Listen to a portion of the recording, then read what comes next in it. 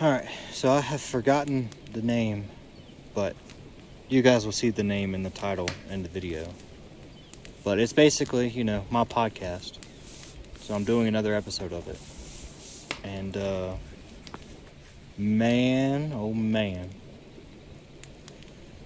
This one's probably going to be an emotional roller coaster of an episode.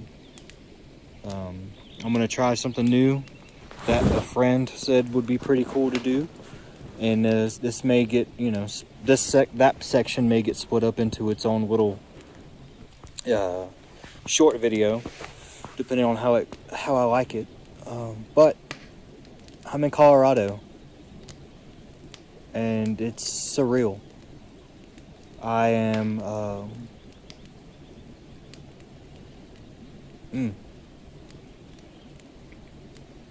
I'm at a loss for words for how I'm feeling at the moment.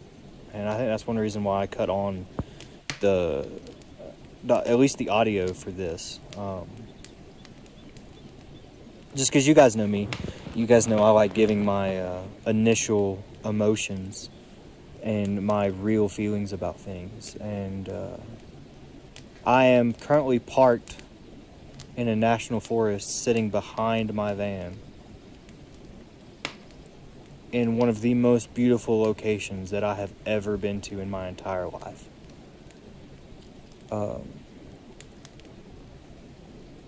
Man, I'll have to look up the name of the national forest I'm in, but it is around Pueblo, Colorado. And the minute I got into New Mexico and Colorado as a pair and just seeing the landscape, I sort of knew I wanted to be here for a while, This isn't going to, interrupt any of my other plans that I have about, traveling and just, exploring. And I'm not putting a permanent foothold here, but I plan to be around Pueblo and around this part of Colorado, especially if I can just come here anytime I want to and find a camp spot in this BLM, these national forest lands. I want to be here for a while, this is the lifestyle I have chosen, and being at this parked location is the reason why I started this journey ultimately, it didn't have to specifically be in Colorado, but being in such a peaceful place, and it's not just the physical location I'm in, but I'm in such a different headspace than I was even a week ago, and it's not to say that my home life was the worst, because I absolutely love my home life, I grew up in a very good home, but there's just this sense of peaceful loneliness, and usually loneliness has its negative connotations, but loneliness can have a lot of positives too, you're not tied down by anyone. You're not, you're working on your own schedule. You can enjoy life. There's, of course, I would love to experience this with a lot of my friends and my family, but there's just this peace that I have about being here by myself, making it out here. I don't have a job currently, but none of that matters, And it just goes back to all of those trivial things that we always consider. All of the small trivialities that we force our life to live by are meaningless. When you get out inside nature, when you just experience nature, when you can hear it, there's a creek right beside me, and there's just a little small movement of water. There's the birds chirping, this cool air blowing through just around me, feeling the earth beneath your feet. It's just there's just something about it, you know? And I don't know if it's regret or if it's just, you know, peacefulness, because I've tried to not think about regret, because, you know, everything happens in its time and in its moments, you know. But it took me at least 2 years to get back to this location, you know. And on one side of it, that's not very long, you know. 2 years could happen like that. That's 24 months. That's nothing, you know. When you start breaking it down, that's basically nothing. But on the other hand, that's 2 years of my life that I have spent not being here, you know. That I have spent not doing what I've wanted to do. You know, existing not where I've wanted to. And it's just a completely different perspective. And, you know, it's just, this is where I would love to be for as long as I can make it happen. You know, I'm going to try. My goal tomorrow is to ride back into town to where I have some actual stable internet connection and start, you know, looking at jobs. I'm going to, you know, talk to some of my friends that I haven't talked to in a couple days. You know, but I have to be, you know, within internet connection. I got to call my internet provider. I've got all these to-do lists. Shoot, that I've got to do. Sorry I keep yawning, but I've just driven so much the past few days. But I've got all these to-do lists, but it all seems insignificant, you know.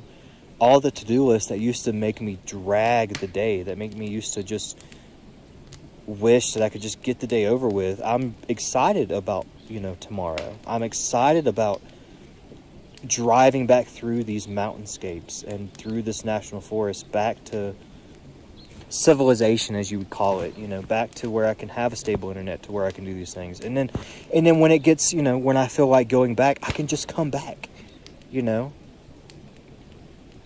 And that's what I plan to do. You know, I plan to live out here and experience this lifestyle and just be.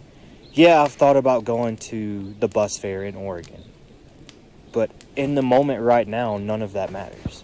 Nothing matters except me being in this chair, looking out here at nature. Not even talking to you, not even making this video, you know. It doesn't matter. What matters is the peace that I have found here. And I'm going to try my hardest to keep this peace. You know, it may be like a honeymoon phase where, you know, I absolutely love this, but this place that I'm in right now at this time feels more like home than my actual home. And it's weird to say that, you know, because when you live somewhere for the majority of your life, I've spent 25 straight years living in the same location. Yeah, I have traveled, but I have always gone back to the same location. But now that I'm just out in, you know, this beautiful nature in this completely different world, almost, you know, it feels similar because it is all part of the same country, but it is different, you know. There is this unyielding sense of exploration that I have, that I don't know what's going to happen tomorrow, but I'm excited for it. You know, I have no plans besides, you know, going back into town. You know, I have no goal. And I think that's what is intriguing to me, is that for the past 2 years, I have spent getting back to this location. Getting back here has been my goal. And now that I don't have a goal, my world has been opened. You know, there's so many possibilities that I could do. And it's just wonderful. It's just wonderful. You know, I'm going to fall asleep like a baby listening to this creep beside me. And I may not have the same spot say tomorrow, you know? But then I'll go find another spot. That's the wonder of finding these spots. I have already counted like 3 spots on my way up to the spot that I just abruptly turned into. There's more up above me. There's a whole state park above me. There's a whole campground above me that I just didn't explore. And I'm going to drive back into town and just, I basically see myself just sitting at the Walmart because I want to sit at the Walmart and figure out my internet problem.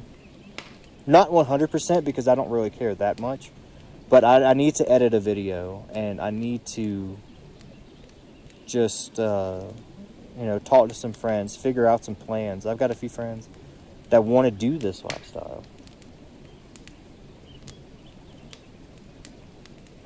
And it's just going to be wondrous just seeing what happens. You know, I have only been traveling. I left Sunday, June whatever it was, I don't even remember. And it is a Friday. It is the next Friday. So I haven't even made it a full week. But this has been some of the most fun I have ever had in my entire life. And I'm excited to see what happens next. But the next segment, the segment that my friend thought about doing, and, you know, I'm not going to do this. I'm not going to become an alcoholic because of this, but it is revolving around beer. You know, as you guys know that I love beer. I love going to breweries. And so we come up with the beer of the week.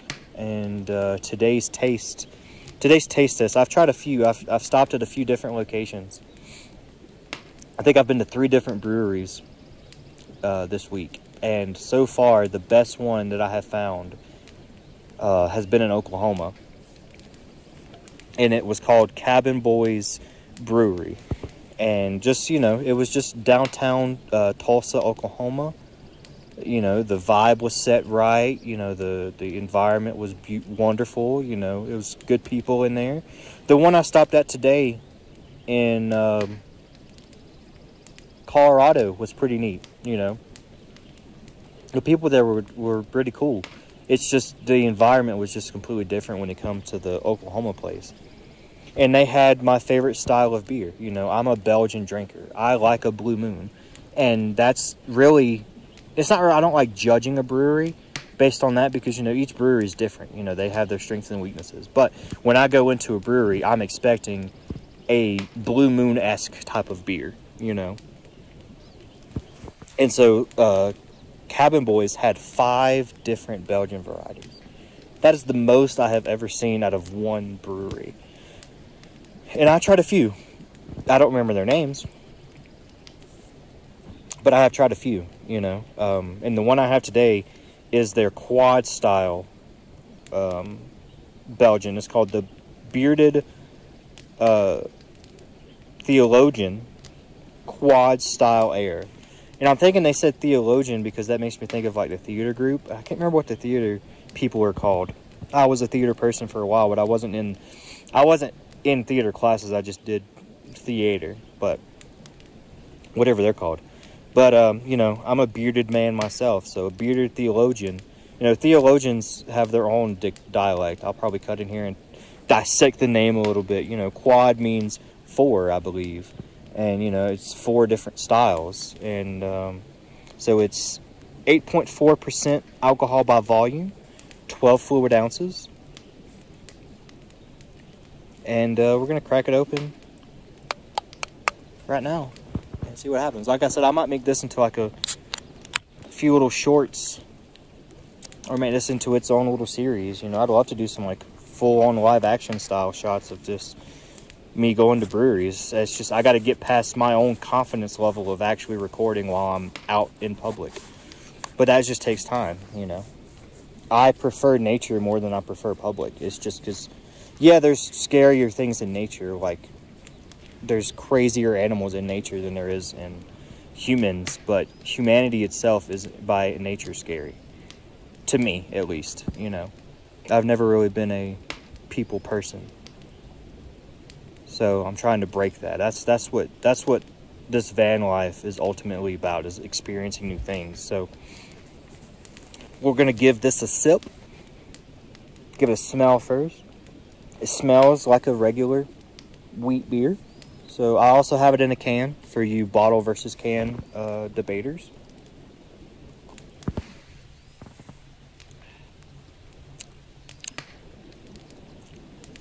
So upon first sip, oh, I got some extra notes there. I'm not really good at deciphering what note is in what flavor is for note. I just sort of describe the flavor. But pretty good. It has a little bit of a smoky aftertaste, you know. It has a little bit of that sort of like a bourbon barrel aftertaste, but the initial taste is that of, you know, it's like a regular weedy beer. You know, it's more weedy than it is like a regular, you know. For instance, when it comes to brews, you gotta think. You've got regular beer, which is like your Michelob's, your even Blue Moons are like a more regular beer. You've got your, you know, Samuel Adams, like those kind of beers. And then you get your more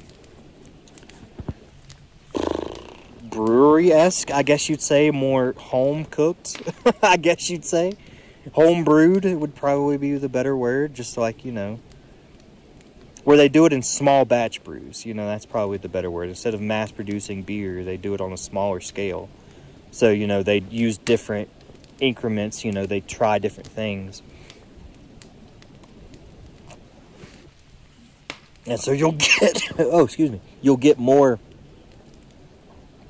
for me, you know, depending on the beer I'm drinking, I always get more flavor out of a smaller batch brew, like a brewery, than I would a Michelob Ultra. Michelob Ultra, you know, for me personally, is really just a beer that, like, if there's nothing else that I'm wanting to drink, I'll drink a Michelob.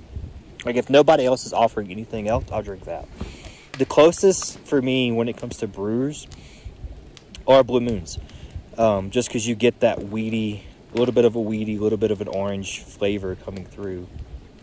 And it's that Belgian style, you know. It's just that Belgian style of brew is just very appetizing to me. Like, it hits my taste buds really good.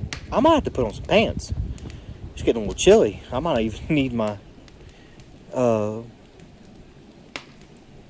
fans on tonight. It's a little chilly. But I am just in, like, a national forest, so that makes sense. I'm not going to sit here and drink this entire thing on camera. I'll end the videos, and it'll probably be a shorter podcast. I've watched some podcasts that are like 30 minutes, and I've watched some podcasts that are like 4 hours, you know, but it's all just, you know, it all just depends on what I want to talk about, you know. I'm using, like I said, I use the podcast as really just a way to express my innate feelings, my in-the-moment feelings. And so if it's a little bit shorter than 30, I apologize, but if it goes a little bit longer, I also apologize, you know. It all just depends on how long I talk for. So, yeah, I'm gonna sit here shivering while I watch the sun. I can't really see the sunset, but I'll see the effects of the sunset. I'll see the darkness overtake the sky and just, you know, the clear skies. And I'll just be, you know, I'll be in silence. And it'll be great. I'll leave the video rolling so you guys can hear a little bit of the just the nature without me rudely interrupting Mother Nature's talk to you. So I hope you have enjoyed this little podcast, and I hope you look out for more beers of the week, or basically beers whenever I drink them. You know, we called it beers of the month or beers of the week, and you know, it's been enjoyable. So. I'm going to shut up, take a look at my surroundings, and let you guys hear just the nature. So, enjoy.